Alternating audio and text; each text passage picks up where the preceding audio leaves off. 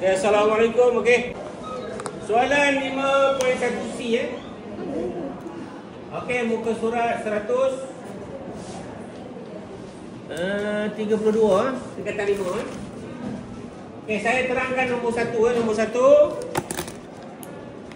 Okey, diberi bahawa gambar raja tu macam ni.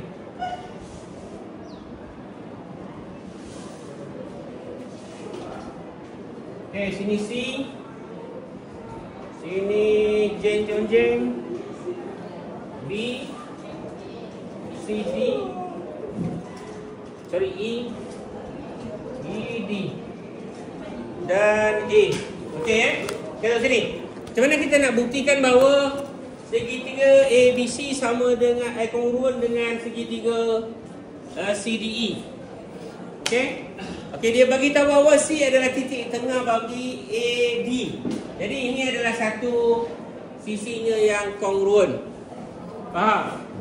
Itu fakta. Yang kedua dia kata dia tak kata. Kita kena cungkilkan. Okey, bila dua garis bersilang, sudut yang bertentangan adalah sama. Jadi sudut ini sama dengan sudut ni.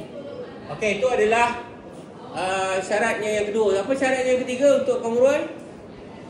Sama ada sudut ada sisi yang sama lagi kan. Okey, jadi sisi kita tak tahu lagi tahu. Oleh kerana dia tak ada selari, dia sama panjang tak semestinya.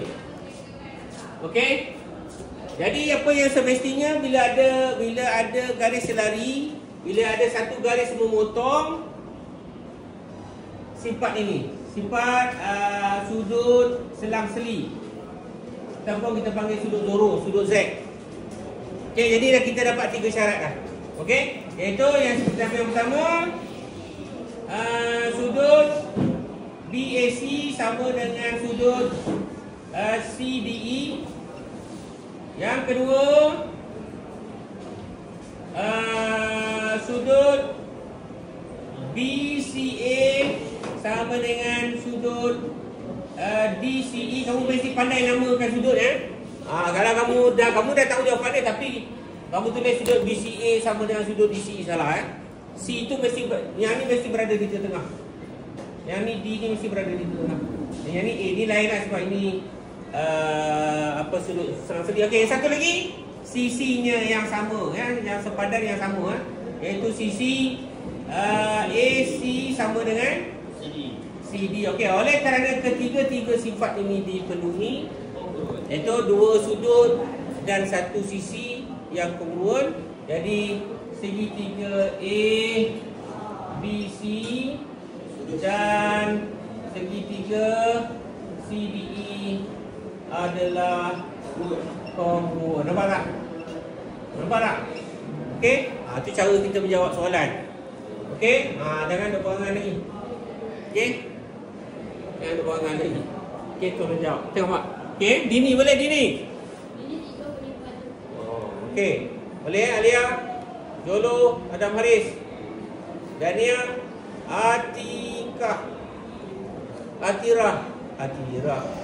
Arifah. Okey. Kamaru boleh?